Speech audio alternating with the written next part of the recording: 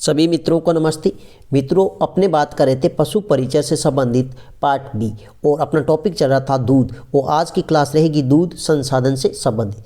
दूध संसाधन टॉपिक एकमात्र ऐसा टॉपिक है जिसमें से 2024 एग्रीकल्चर सुपरवाइजर में एक प्रश्न पूछा गया था। तो दूध संसाधन क्या होता है? दूध को कुछ समय के लिए सुरक्षित रखना ही क्या कहलाता है? दूध संसाधन कहलाता है। तो शुरुआत करते हैं आज की अपनी क्लास की। दूध संसाधन, देखिए दूध संसाधन है, इसमें सर्वाधिक प्रकोप किसका होता है? सबसे अधिक नुकसान कौन पहुंचाता है? तो ध्यान रखना, इसमें क्या होता है? जीवाणु का प्रकोप होता है, वो सबसे अधिक होता है, जीवाणु। और ये जो जीवाणु है ये शीघ्र वृद्धि करते हैं कितने डिग्री सेल्सियस तापमान पर? 10 डिग्री से लेकर 40 डिग्री सेल्सियस तापमान पर क्या करते हैं? जीवाणु शीघ्र वृद्धि करते हैं दूध में।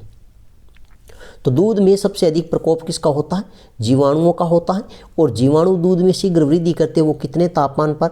10 डिग्री सेल्सियस से लेकर 40 डिग्री सेल्सियस तापमान पर जीवाणु दूध में क्या करते हैं? शीघ्र वृद्धि करते हैं।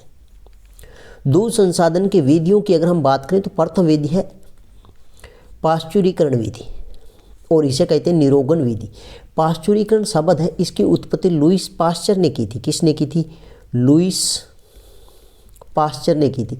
और पाश्चर ने इसकी उत्पत्ति की, इसलिए इसका नाम क्या पड़ा? पाश्चुरीकरण, लुईस पाश्चर। ये ध्यान रखना। यह जो पाश्चुरीकरण विधि है इसमें 99% जीवाणु नष्ट हो जाते हैं। कितने प्रतिशत जीवाणु नष्ट हो जाते हैं? 99% जीवाणु नष्ट हो जाते हैं। लेकिन जीवाणु मरते नहीं हैं, केवल और केवल क्या होते हैं? निष्क्रिय होते हैं। तो पाश्चुरीकरण विधि है, इसे को कहते हैं निरोगन विधि और इसकी उत्पत्ति की थी लुईस पाश्चर ने। और इसमें 99% जीवाणु नष्ट होते हैं, केवल मरते नहीं हैं, निष्क्रिय होते हैं। और इसकी 3 विधियाँ हैं। पाश्चुरीकरण है, इसकी कितनी विधियाँ हैं? 3 विधियाँ। नंबर 1 हमारे पास में है निम्न ताप दीर्घकाल। तो लो टेम्परेचर लॉन्ग टाइम, या इसे कहते हैं धारण पाश्चुरीकरण विधि और इसी को कहते हैं बेंच पाश्चुरीकरण विधि। क्या कहते हैं? बेंच पाश्चुरीकरण विधि। ये ध्यान रखना। इसमें तापमान की अगर हम बात करें तो 62.8 डिग्री सेल्सियस तापमान या फिर 145 डिग्री फ़ारेनहाइट तापमान पर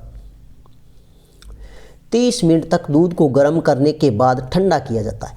30 मिनट दूध को गर्म करने के बाद ठंडा किया जाता है। तो यहाँ से प्रश्न पूछा जाता है कि निम्न ताप दीर्घकाल, इसमें तापमान कितना होता है? ये ध्यान रखना, तापमान। तो इसमें तापमान है 62.8 डिग्री सेल्सियस से लेकर या फिर 145 डिग्री फ़ारेनहाइट तापमान पर दूध को कितने समय तक गर्म किया जाता है? तो 30 मिनट तक गर्म करने के बाद ठंडा किया जाता है। नंबर 2 हमारे पास में है उच्च ताप विधि। उच्च ताप अल्पकाल, मतलब हाई टेम्परेचर स्लो टाइम, इसी को कहते हैं सतत पाश्चुरीकरण विधि। इसमें तापमान ध्यान रखना 71.8 डिग्री सेल्सियस या फिर 160 डिग्री फ़ारेनहाइट तापमान।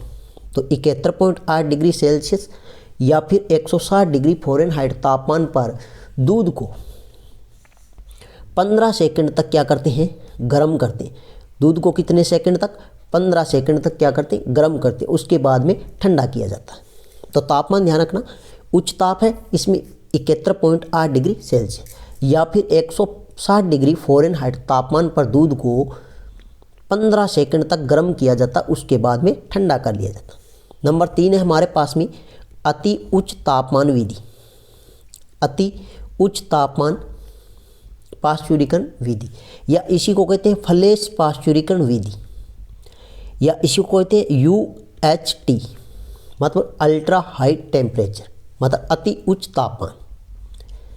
तो अल्ट्रा हाई टेम्परेचर या फ्लैश पाश्चुरीकरण विधि, इसमें तापमान की अगर हम बात करें तो 135 से 150 डिग्री सेल्सियस तापमान या फिर 175 डिग्री फ़ारेनहाइट तापमान पर दूध को 1 से लेकर 5 मिनट तक क्या किया जाता है? 1 से 5 सेकंड तक क्या किया जाता है? गर्म किया जाता है, उसके बाद में ठंडा कर लिया जाता है। तो ये ध्यान रखना, अति उच्च तापमान या इसे कहते हैं UHT, अल्ट्रा हाई टेम्परेचर या इसे कहते हैं फ्लैश विधि। इसमें तापमान ध्यान रखना 135 से लेकर 150 डिग्री सेल्सियस या फिर 175 डिग्री फ़ारेनहाइट तापमान पर दूध को 1 से 5 सेकंड तक गर्म करने के बाद ठंडा कर लिया जाता है। तो अति उच्च तापमान विधि है, इसमें दूध जलने की गंध नहीं आती है, यह ध्यान रखना। इस विधि में दूध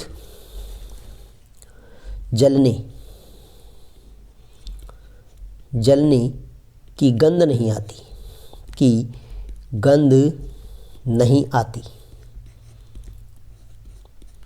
दूध में क्या होता है मित्रों, स्वाद बना रहता है। तो इसमें दूध जलने की गंध नहीं आती है, इसलिए दूध में क्या बना रहता है, स्वाद बना रहता है।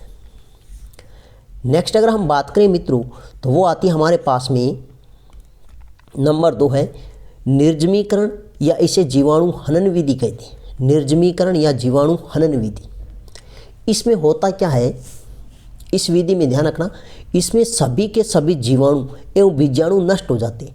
निर्जमीकरण विधि है, इसमें सभी जीवाणु व बीजाणु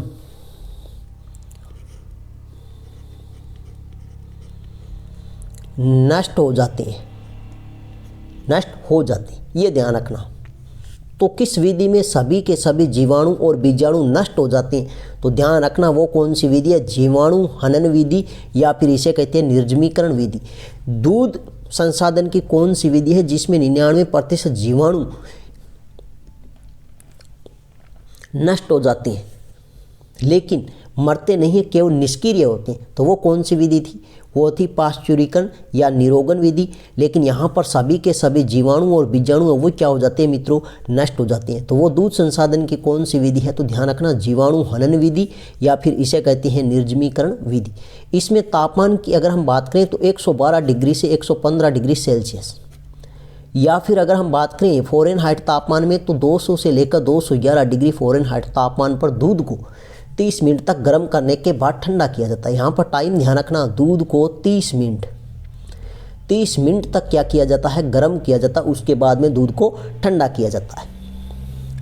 जो जीवाणु हनन विधि है, इसके लाभ की अगर हम बात करें तो ये दूध की अपेक्षा अधिक समय तक सुरक्षित रखा जा सकता है।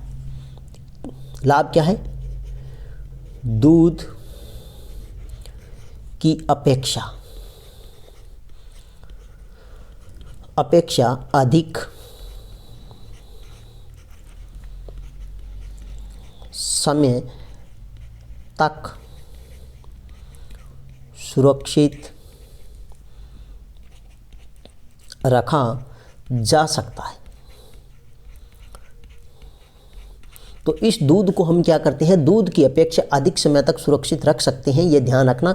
वो कौन सी विधि है, इसमें सभी जीवाणु और बीजाणु नष्ट हो जाएंगे तो दूध अधिक समय तक उपयोग में ले सकते हैं। यह इसकी क्या है, लाभ है। नेक्स्ट अगर हम बात करें तो इस विधि का दूसरा लाभ है छोटे बच्चे आसानी से इसे पचा सकते हैं। नेक्स्ट अगर हम बात करें इस विधि की हानि, है, यह वेरी वेरी इंपॉर्टेंट है, ध्यान रखना। इस विधि की हानि की बात करें तो इस विधि के दूध से पनीर व दही नहीं बना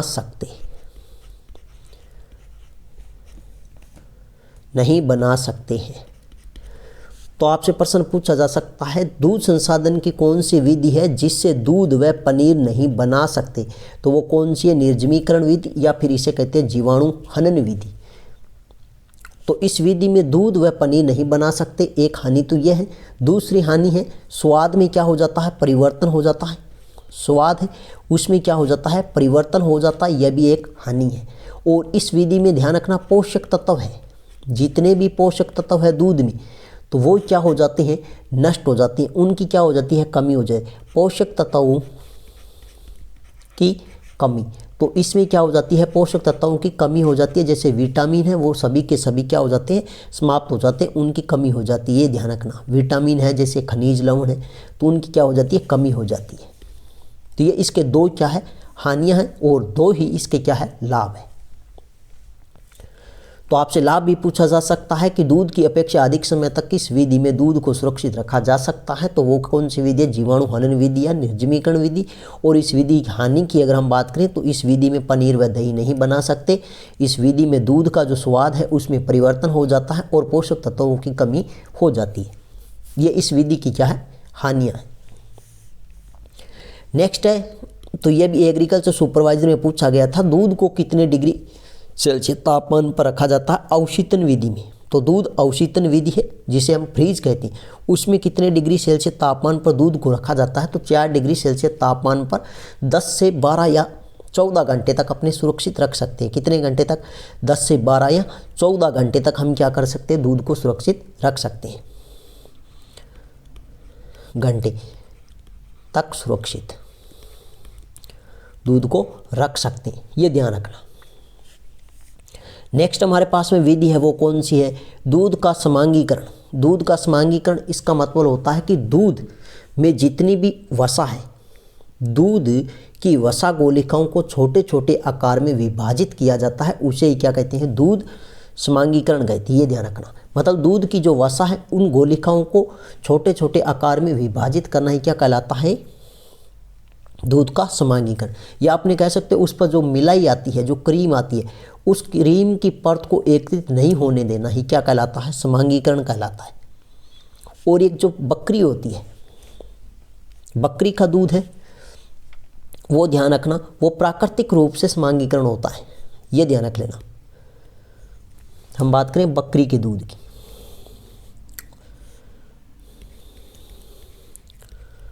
बकरी का दूध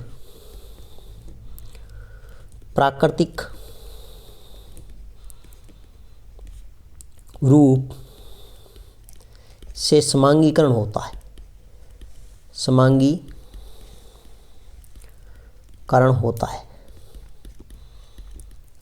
ये भी आपसे प्रश्न पूछा जा सकता है, लेकिन एग्रीकल्चर सुपरवाइजर प्रश्न पूछा गया था। 3 तो पाश्चुरीकरण की विधि दी थी और 1 दिया था दूध अवशीतन। इनमें सही सुमेलित कीजिए, सही मिलान कीजिए, बिंदुओं का प्रश्न आया हुआ था, तो ये ध्यान रखना अच्छे से। और दूसरा प्रश्न पूछा जा सकता है निर्जमीकरण या फिर जीवाणु हनन विधि से, या फिर आपसे प्रश्न पूछा जाता है किस पशु का दूध प्राकृतिक रूप से समांगीकरण होता है।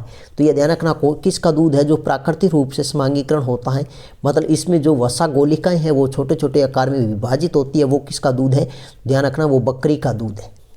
तो मित्रों, अगर आपको वीडियो अच्छी लगे तो अपने भाई बंधुओं के साथ, भाई बहनों के साथ अधिक से अधिक वीडियो को शेयर करें, वीडियो को लाइक करें और यूट्यूब चैनल को सब्सक्राइब करें। नेक्स्ट मिलते हैं नई वीडियो के साथ में, तब तक के लिए धन्यवाद।